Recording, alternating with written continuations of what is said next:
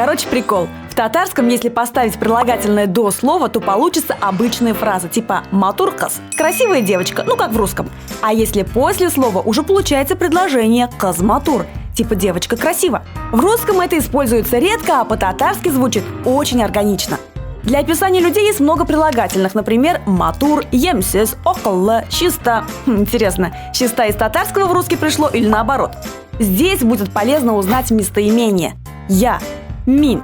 Да, скромные татары тратят аж 3 буквы, чтобы про себя сказать. Итак, «мин околла хэмматур». Повторяйте это себе почаще, и наступит татарское счастье. Другие местоимения – «син», «ул», «без», «сес», «алар».